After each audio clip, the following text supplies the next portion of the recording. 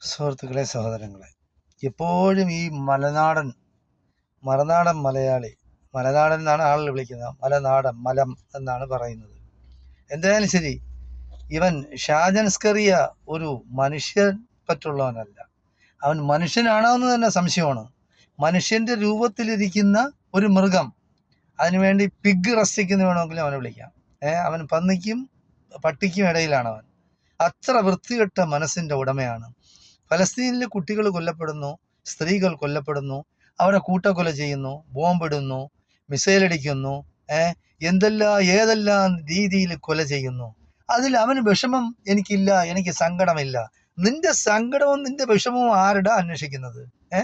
നീ മനുഷ്യനല്ലല്ലോ. നിന്റെ ഫലസ്തീനിയക്ക് വേണ്ടി സങ്കടപ്പെടാനോ നിന്റെ അടുത്ത് വിഷമിക്കാനോ ആരെങ്കിലും ആവശ്യപ്പെട്ട? ജനങ്ങൾ, അതായത് മനുഷ്യരായിട്ടുള്ള ഒരു ലോകത്തിന്റെ പല ഭാഗങ്ങളിലും പ്രകടനം അവർ ജാതിയും മതവും പിന്നെ വർഗവും വർണ്ണവും നോക്കിയല്ല ചെയ്യുന്നത്. മനുഷ്യരായതുകൊണ്ട് അവർക്കും കുട്ടികളുണ്ട്. എടാ, നിനക്കും കുട്ടിയുണ്ടല്ലോ, നിനക്കൊരു പെൺകുട്ടിയെ ഉള്ളെന്നാണ് ഞാൻ അറിഞ്ഞിരിക്കുക. ആ പെൺകുട്ടിക്കും ചിലപ്പോൾ കുട്ടികളുണ്ടാവും. ആ പെൺകുട്ടിയുടെ നിന്റെ മകളുടെ കുട്ടികളെ ആരെങ്കിലും വന്ന് കൊന്നാൽ എങ്ങനെ ഇരിക്കും? നീ തന്നെ ഇന്നാൾ അടി വാങ്ങിച്ചില്ലേ? ആളുകൾ വന്ന് നിന്നെ തല്ലിയില്ലേ?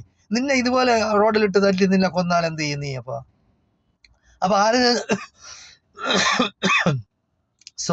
അപ്പൊ ആരെങ്കിലും സങ്കടപ്പെടണ്ടേ, കരയണ്ടേ? ഒന്നും അല്ലെങ്കിലും നിന്റെ ഭാര്യയും കുട്ടികളെങ്കിലും കരയില്ലേ?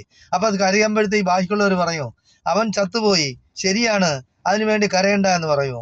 എടാ, മനുഷ്യൻ വേണം, മനുഷ്യനായിരിക്കണം. എങ്കിലേ മനുഷ്യനെ കൊല്ലുമ്പോ നീ അതിന് ഉദാഹരണം പറയുന്നത് 2 വർഷത്തിന് മുമ്പ് ഫലസ്തീനികൾ കയറി കുറച്ച് ജൂതന്മാരെ കൊന്നു. എത്ര ജൂതന്മാരെയാണ് കൊന്നത്? അത് നീ മനസ്സിലാക്കാത്ത. അവർ പിന്നെ എന്ത് ചെയ്യണം?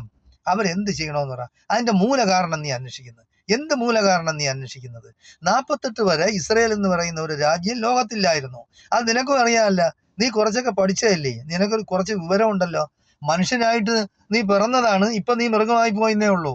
നിനക്ക് കുറച്ച് പൈസ അവിടെ നിന്ന് ഇവിടെ നിന്ന് ഇപ്പൊ നീ ഇസ്രയേലിൽ പോയി അവരുമായിട്ടും എന്തെങ്കിലും ഡീൽ ഉണ്ടാക്കിയിട്ടുണ്ട്, ഇംഗ്ലണ്ടിൽ പോയി അവിടെയും ഡീൽ ഉണ്ടാക്കിയിട്ടുണ്ട്. നീ ചരിത്രം എടുത്ത് പരിശോധിക്ക്. ജൂതന്മാരെല്ലാം കൊന്നത് ആരാണ്? നീ അത് മനസ്സിലാക്കാത്ത. ക്രിസ്ത്യാനികളല്ലേ കൊന്നത്? എത്രയോ ലക്ഷക്കണക്കിന് മില്യൺ കണക്കിന് ജൂതന്മാരെ കൊന്നില്ലേ? ആരായിരുന്നു ഹിറ്റ്ലർ മുസ്ലിമാ? അതേ ഹിന്ദുവാ? ക്രിസ്ത്യാനിയല്ലേ? അവർ കൊന്നില്ലേ? അതിന് പകരം മുസ്ലിങ്ങളുടെ മണ്ടയില കയറാനുള്ള ജൂതന്മാരെ രക്ഷപ്പെടുത്തിയതാന്ന് മുസ്ലിങ്ങളല്ലേ?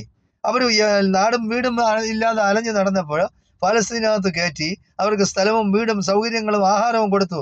അതിനുള്ള നന്ദിയല്ലേ അവർ കാണിച്ചത്, അല്ലേ? അപ്പൊ അവർക്ക് രാജ്യം വേണമെന്ന് പറഞ്ഞ് അതുമായിട്ട് താതാത്മ്യം പ്രാപിക്കണമെങ്കിൽ സമയം പിടിക്കും.